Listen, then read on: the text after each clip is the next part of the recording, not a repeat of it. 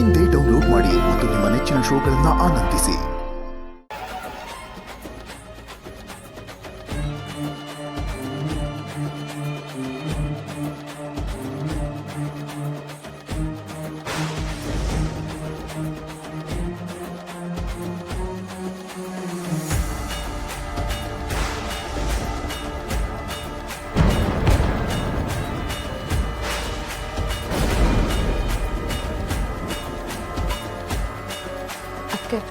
ಇದ್ಕಿದ್ದಂಗೆ current ಹೋಯ್ತು. ಬೀದಿ ದೀಪ ಎಲ್ಲ ಆನ್ ಇದೆ, ಬಟ್ ಯಾರ ಮನೇಲೂ ಕರೆಂಟ್ ಇಲ್ಲ. ಮಳೆ ಬರಂಗಾಗಿದೆಯಲ್ಲ ರತ್ನ, ಅದಕ್ಕೆ ಕರೆಂಟ್ ಹೋಗಿದೆ ಅನ್ಸುತ್ತೆ. ಅಲ್ಲ, ನಿಮ್ಮ ಅಣ್ಣ ಇಷ್ಟೊತ್ತಾಯ್ತು ಇನ್ನೂ ಬಂದಿಲ್ಲ. ನನಗೆ ಅದೇ ಭಯ ಆಗ್ತಿರೋದು. ಅದಕ್ಕೆ ಅಣ್ಣ ಲೇಟ್ ಮಾಡ್ತಿರೋದು ಇದೇನು ಹೊಸ್ತಾ? ಏನಕ್ಕೆ ಸುಮ್ಮನೆ ಟೆನ್ಷನ್ ಮಾಡ್ಕೊತೀಯ? ಅಪ್ಪಯ್ಯ ಮಕ್ಕಳಿಗೆ ಕತೆ ಹೇಳ್ತಿದ್ದಾನೆ, ನಾನು ದೀಪ ಕೊಟ್ಬಿಡ್ತೀನಿ.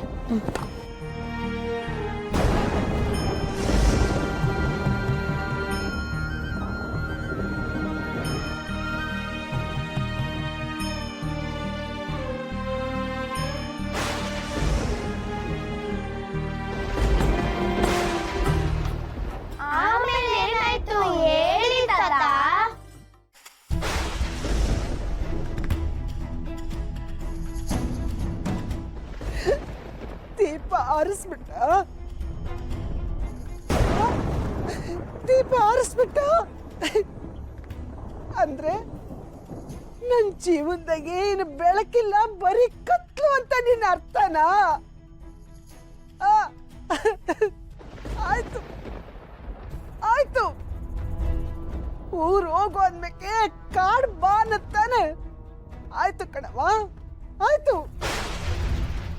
ಇನ್ನು ನಂತವ ಉಳಿಸ್ಕೊಳಕ್ಕೆ ಕಳ್ಕೊಳಕ್ಕೆ ಏನು ಉಳಿದಿಲ್ಲ. ಇರೋದು ಇದೊಂದು ಜೀವ, ಇದೊಂದು ಉಸಿರು. ಅದು ಈಗ್ಲೋ ಆಗ್ಲೋ ಅನ್ನಂಗೈತೆ. ಆಯ್ತು, ನಿನ್ನ ನಿರ್ಧಾರದಂತೆ ಆಗ್ಲಿ. ಇಷ್ಟು ದಿವಸ ಏನು ತಪ್ಪು ಮಾಡ್ದೇನೆ ಈ ಸೆರಗ ಮರೆಯಲ್ಲಿ ಮುಖ ಮುಚ್ಕೊಂಡು ಓಡಾಡ್ತಾ ಇದ್ದೆ. ಇನ್ಮೇಲೆ ಹಾಗೆ ಮಾಡಕ್ಕಿಲ್ಲ. ನನ್ನ ಮನಸ್ಸಿಗೆ ಗೊತ್ತು ನಾನು ಯಾವ ತಪ್ಪು ಮಾಡಿಲ್ಲ ಅಂತ. ನಾನು ಯಾರಿಗೂ ಹೆದರ್ಬೇಕಾಗೂ ಇಲ್ಲ.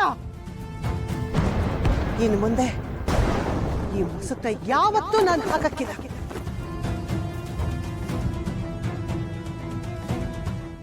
ಆಯ್ತು, ನಿನ್ನ ನಿರ್ಧಾರದಂಗೆ ನನ್ನ ಜೀವನ ಎಲ್ಲಿ ಕರ್ಕೊಂಡೋಯ್ತದೋ ಅಲ್ಲಿಗೆ ಹೋಯ್ತೀನಿ. ಕಾಪಾಡಕ್ಕೆ ನೀನಿರ್ಬೇಕಾದ್ರೆ ನಾನು ಯಾಕೆ ಹೆದರ್ಲಿ? ಇಲ್ಲ. ಅವಳಿಗೆ ಏನಾಯಿತು? ಯಾರಾದ್ರೂ ಸಹಾಯ ಮಾಡಕ್ ಬಂದ್ರ ಅಥವಾ ಮಾಕಾಳಮ್ಮ ಬಂದ್ಲ? ಭಕ್ತಿಯಿಂದ ಕೇಳ್ಕೊಂಡಾಗ ಅವಳೇ ಬರ್ಬೇಕು ಅಂತ ಏನಿಲ್ಲ, ಅವಳ ಸೈನ್ಯ ಬಂದ್ರೆ ಸಾಕು.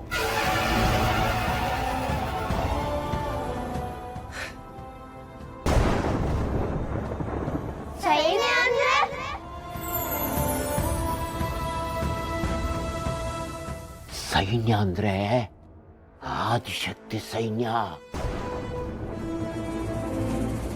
ಜಗತ್ತನ್ನೇ ಕಾಯೋ ನನ್ನವ್ವ ಮಾಕಾಳವನ ಉಗ್ರ ಸೈನ್ಯ.